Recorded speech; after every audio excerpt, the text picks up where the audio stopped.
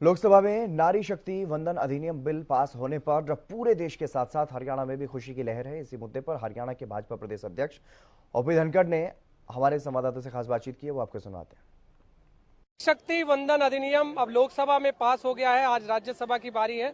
इस पर बातचीत करने के लिए हरियाणा के भाजपा के प्रदेश अध्यक्ष ओम प्रकाश धनखड़ हमारे साथ है। सर, लोकसभा में तो पास है, राज्यसभा की बारी है। अरे आज तो अपनी पूर्णता पर पहुंच जाएगा। राज्यसभा में पास होते ही ये कानून बन जाएगा और कानून बनने के बाद एक इतिहास बन जाएगा और इस कानून बनते ही इसके लागू होने की प्रक्रियाएं शुरू हो जाएंगी और अगले चुनाव तक हम इसको जो है फलित होता हुआ देखेंगे। और ये केवल राजनीतिक बदलाव नहीं, मैं कहूँगा बड़ा सामाजिक बदलाव है। जब किसी चीज़ का बीजारोपण हो जाता है तो तभी से उसके असर आने शुरू हो जाते हैं, उसके परिणाम आने शुरू हो जाते हैं। अब मुझे लगता है कि सामाजिक बदलाव तो इस बिल के पास होते ही एकदम से शुरू हो गया है।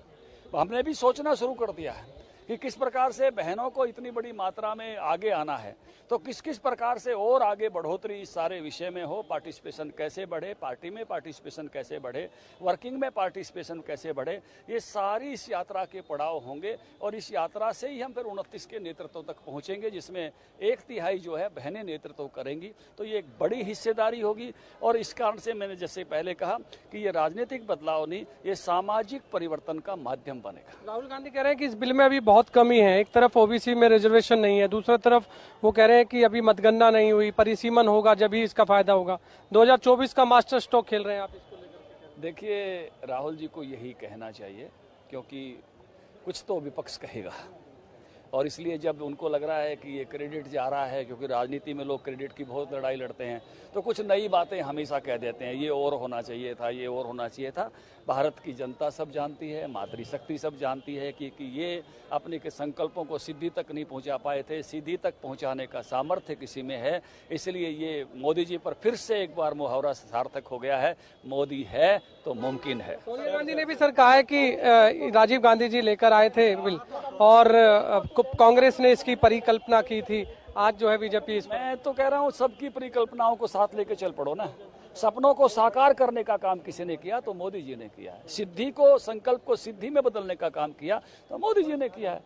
तो इसलिए जिन्होंने भी सोचा, घर में सोचा, विधानसभा में सोचा, संसद में सोचा, उन सब की सोच को अपनी कहीं कोई दिक्कत नहीं है, लेकिन अंजाम तक कौन पहुंचा सका, परिणाम तक कौन ले जा सका, परिणामों में कौन बदल रहा है इसको, तो वो भारतीय जनता पार्टी बदल रही है, हमारा नेतृत्व नरेंद्र मोदी जी बदल रहे हैं। लास्ट है सर, हरियाणा की आज महिलाएं नए संसद भवन को भी देखने जा रही हैं। वो कह रही है कि बिना जीते हम जो है आज नया संसद देख रहे हैं। बड़े चाव से आई है।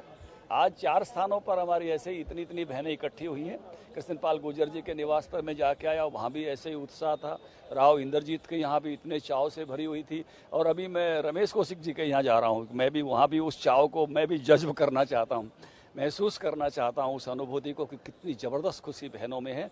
और ये स्वाभाविक है कि एक बड़ी विजय है। मैंने कहा बहनों ने कितनी लड़ाइयाँ लड़ के एक चीज़, पढ़ाई की लड़ाइयाँ लड़नी पड़ी, मैं तो यहाँ तक कहता हूँ जीवन की लड़ाइयाँ लड़नी पड़ी है, जिंदगी की लड़ाई लड़नी पड़ी, पढ़ाई की लड़ाई लड़नी पड़ी, रोजगार की लड़ाई लड़नी पड़ी, मताधिकार की लड़ाई लड़नी पड़ी, भिन्न भिन्न रोजगारों के रास्ते उनके लिए खुले, इसके लिए लड़ाई लड़नी पड़ी। और आज ये संसद का रास्ता खुला है, विधानसभा का रास्ता खुला है, बड़ी विजय है। तो आज 2029 में इसे लागू होगा, मतलब 2029 में इसका फायदा हो सकेगा। कांग्रेस तो मैं कहता हूँ कि हो सकता है बहुत सारी विधानसभाएं में उससे पहले आ सकता है, जिनके चुनाव पहले आएंगे। बहुत बहुत धन्यवाद। बीजेपी के प्रदेश अध्यक्ष ओम प्रकाश धनखड़, जिन्होंने इस बिल के बारे में बताया और साथ ही ये कहा कि आज तमाम देश की महिलाओं में एक खुशी है क्योंकि नारी शक्ति वंदन अधिनियम अब लोकसभा में तो पास हो गया है, आज राज्यसभा में भी पास हो जाएगा।